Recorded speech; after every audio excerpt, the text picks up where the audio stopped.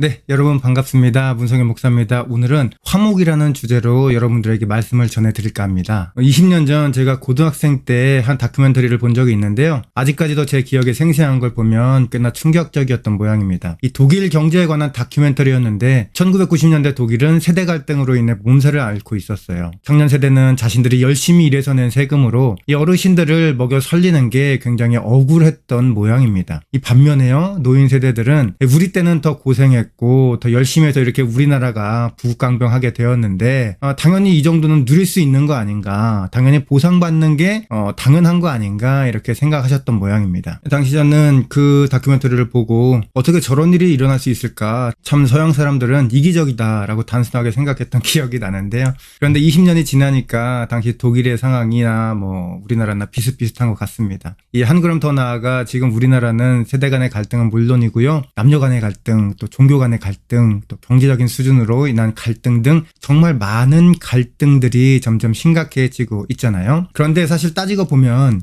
저마다 다 이유는 있습니다. 또 여기에서 누구의 잘잘못을 따질 수도 없을 만큼 참 다양한 이해관계가 얽혀져 있기 때문에 이 문제를 정확히 진단하고 해결하기란 여간 어려운 게 아닙니다. 제가 시사, 경제, 문화에 관해서 또 관심이 있다고 해도 저는 사회학자도 경제학자도 아니잖아요. 그런데 제 얕은 지식으로 뭐라 말할 수 있겠습니까? 그런데 제가 목회자이기 때문에 할 수 있는 그런 이야기가 있습니다. 그것은 바로 하나님께서 우리 그리스도인들을 부르신 목적에 관한 것인데요. 하나님은 세상에 사랑으로 가득한 하나님 나라를 세우게 하실 동역자로 우리를 부르셨습니다. 우리 인생의 목적은요, 하나님을 찬송하며 하나님 나라의 미랄이 되는 것입니다. 하나님은 우리가 평화의 디딤돌이 되어서요, 서로 막 싸우는 사람들에게 피스메이커가 되어주기를 원하십니다. 우리를 통해서 화평을 이루길 원하세요. 히브리서 기자는 12장 14절에서 이렇게 이야기합니다. 모든 사람과 더불어 화평함과 거룩함을 따르라. 이것이 없이는 아무도 주를 보지 못하리라. 그렇습니다. 우리가 하나님의 사랑받는 자녀라면 우리는 다양한 상황 가운데에서 상처를 이렇게 더 벌리는 사람이 아니라요, 상처를 꿰맬 수 있는 사람이 되어야 됩니다. 영상을 보니까 매일 당연한 말만 하시네요. 누가 그걸 모릅니까? 해도 안 되니까 그렇죠. 이렇게 말씀하실 수도 있을 건데요. 사실 저도 인정합니다. 모든 상황 속에서 내가 미랄이 되어 싸움의 중재자가 되는 건요, 정말 어렵고 고통스러운 일 맞습니다. 그런데 예수님의 희생으로 구원받은 우리가 어렵다고 또 포기해서는 안 되는 거잖아요. 우리 주님도 십자가에 달리셨을 때 충분히 십자가에서 내려오셔서 로마 군인들과 희롱하는 사람들 벌 주실 수 있으셨잖아요. 하지만 그렇게 하지 않으셨습니다. 아니, 죽기 직전에도 사람들을 용서하신 주님의 모습을 우리가 기억한다면 우리가 어떻게 살아가야 할지 다들 아실 거예요. 원래 정답은요, 때로는 답답하고 융통성 없고 고지식하게 보이지만 바로 그 정답이 우리 삶을 옳은 방향으로 안내해 줍니다. 비록 지금 당장 화가 치밀어 오르고 마음이 쓰라리고 억울해 가슴이 터질 것 같아도, 만약 하나님께서 원하시는 것이고 하나님께서 앞으로 더 큰 은혜를 부어주신다고 믿는다면요, 하나님 말씀처럼 여러분 정말 어려워도 기꺼이 모든 사람들과 더불어 화목하게 하는 피스메이커가 되시기를 바랍니다. 하나님의 은사와 부르시면 후회함이 없다고 말씀하시잖아요. 지금 영상을 시청하고 계시는 여러분들이 주의 자녀가 된 것, 하나님의 철저한 계획 속에서 이루어진 것이니까요, 여러분은 분명 다양한 상황 속에서도 피스메이커로서의 역할 잘 감당하실 수 있을 겁니다. 제가 재밌는 얘기 하나 들려드릴게요. 옛날 어느 마을에 김씨, 이씨, 그리고 최씨, 이 세 친구가 살고 있었습니다. 어느 날 김씨와 이씨는 별것 아닌 걸로 서로 말다툼을 했어요. 그러자 최씨가 김씨의 집에 가서 묻습니다. 야, 김씨, 너 이씨에 대해 어떻게 생각하니?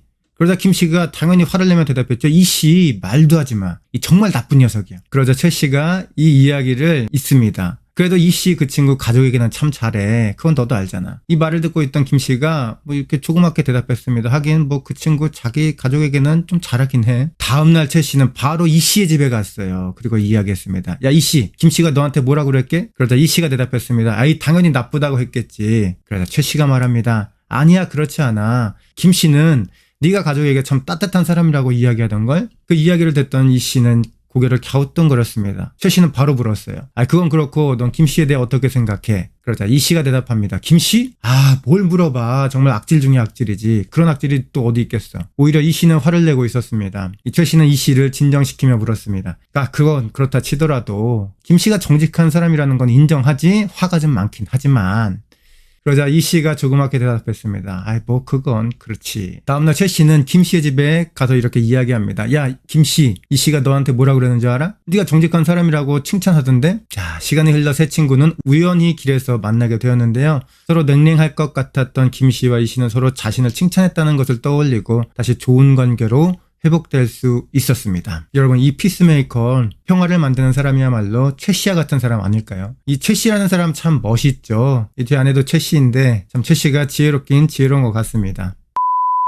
잠언 15장 17절은 채소를 먹으면서 서로 사랑하는 것이 살찐 소를 먹으며 서로 미워하는 것보다 낫다라고 이야기를 해요. 제가 아무리 경제적으로 풍요로운 삶을 살아도 사랑과 평화가 없으면 아무런 의미도 기쁨도 없다는 겁니다. 아무리 멋진 청와대 같은 집에 남부러울 것 없이 살아도 배우자와의 사랑 그리고 자녀와의 사랑이 없다면 정말로 불행한 인생 아니겠어요? 또 잠언 10장 12절은 우리에게 미움은 다툼을 일으켜도 사랑은 모든 허물을 가린다고 가르쳐 주시잖아요. 그렇다면요, 생각해 보세요. 교리적으로도 논리적으로도 사랑이신 주님을 모시고 있는 우리는 다툼을 일으키는 사람이 아니라 모든 허물을 가리는 사람입니다. 그렇잖아요. 그렇다면 우리는 피스메이커 평화를 만드는 사명 잘 감당할 수 있을 거고요. 그때부터 우리 주님은 친히 여러분들 한 분 한 분 강하고 또 담대하게 높이 들어 사용해 주실 것입니다. 한 지혜로운 할아버지가 손자를 앉혀놓고 이렇게 가르칩니다. 얘야, 모든 사람 안에는 늑대 2마리가 치열하게 싸우고 있단다. 한 늑대는 악하지, 이 늑대는 시기와 질투, 교만과 이기심으로 똘똘 뭉쳐 있어. 그러면 다른 늑대는 착하단다. 이 늑대는 사랑과 친절, 겸손과 섬김을 갖고 있지. 이 2마리 늑대가 모두 우리들 안에서 늘 싸우고 있어. 어린 손자가 잠시 생각하다가 입을 열었습니다. 할아버지, 그럼 어떤 늑대가 이길까요? 할아버지는 방긋 웃으며 이야기합니다. 그야 네가 먹이를 주는 늑대지. 그야 네가 먹이를 주는 늑대지. 여러분은 여러분의 마음속에 있는 늑대 중 어떤 늑대에게 먹이를 주시겠어요? 우리 지혜로운 구독자분들이라면 제가 굳이 정답을 이야기하지 않아도 모두 아시겠죠. 지금까지 영상을 시청하시는 여러분, 늘 평화를 만드는 귀한 주님의 자녀 될 수 있기를 진심으로 축복합니다. 예수님은 화평하게 하는 사람에게는 복이 있는데 하나님의 아들이라 일컬음을 받는다고 말씀하셨어요. 우리는 예수님께서 세상에 오셔서 하셨던 것처럼 피스메이커, 이 평화를 만드는 사람으로서의 사명을 잘 갖고 살아가야 합니다. 그때 우리는 진정으로 하나님의 복된 자녀가 되는 것이죠. 이제 여러분들이 구원받은 자로서 벽을 세우지 말고요, 무너뜨리는 역할을 했으면 좋겠습니다. 성별의 차이, 나이의 차이, 가치관의 차이,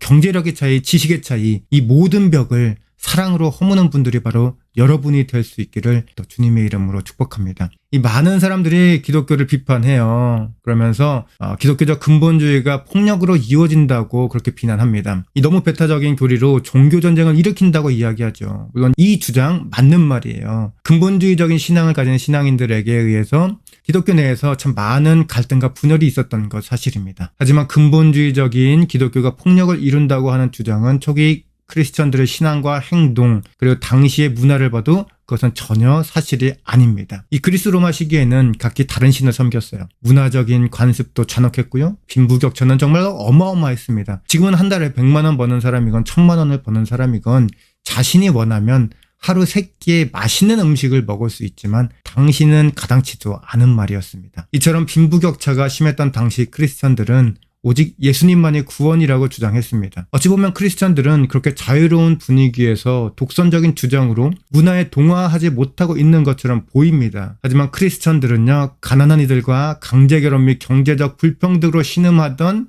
그 여성들을 무시했던 사회에서 삶의 가장자리에 위치한 이들을 베풀고 섬겼고 여성들에게 더욱 큰 안전과 평등을 제공했습니다. 1, 2세기 도시를 중심으로 끔찍한 역병이 발생했을 때도요, 이 크리스천들은 시내 곳곳에서 병자와 죽어가는 이들을 보살피고 또 목숨을 잃기도 했습니다. 그러면서 주님의 사랑을 삶으로 살아내기 위해 노력했어요. 한번 생각해 볼까요? 이토록 관용을 추구하는 세상 문화와는 다르게 오직 예수만이 구원의 길이라고 주장하는 배타적인 확신과 믿음 체계를 가진 사람들이 다른 신앙을 가진 이들에게 그토록 개방적인 행동을 하게 만든 것 무엇이겠습니까? 우리 그리스도인들에게 있어서 우리가 가진 신앙 체계 속에서 현실적으로 섬기고 너그럽게 베풀며 화해를 이룰 수 있는 강력한 자원 있는데 그것은 바로 예수 그리스도가 우리 마음속에 들어오셔서 좌정하시고 우리를 다스린다는 것입니다. 우리는 늘 성령님의 발걸음을 인도하신다는 거예요. 그렇기 때문에 우리는 늘 화목하고 화평할 수 있는 겁니다. 물론 교회가 그리스도의 이름으로 불의를 저질렀던 일들, 이를테면 십자군 전쟁, 이런 것들, 마녀사냥, 모른 척 가볍게 넘어갈 수는 없을 겁니다. 하지만 동시에 크리스천의 근본적인 믿음에서 나왔던 힘은요, 메말라져가고 어지러운 세상을 더욱더 평화롭게 만들어가던 가장 강력한 힘이 되었습니다. 사실 지금 우리가 알고 있는 자유, 인권, 평등이라는 개념은 이 성경에서 나온 개념인데요. 하나님은 악한 세상을 따뜻한 세상으로 만드시기 위해 지금까지 우리 믿는 그리스도인들을 통해서 세상에 하나님의 말씀을 심어왔습니다. 오늘 하루 여러분들이 바로 그 씨앗이 되시기를 바랍니다. 다양한 차이에서 발생하는 벽을 주님의 사랑으로 무너뜨리시고 또 하나님 말씀 심는 농부 되시기를 바랍니다. 저는 또 다음 영상에서 찾아뵐게요. 그때까지 주님의 은혜 안에서 행복하시고 하나님께 칭찬받는 하루하루 보내시길 주님의 이름으로 축복합니다.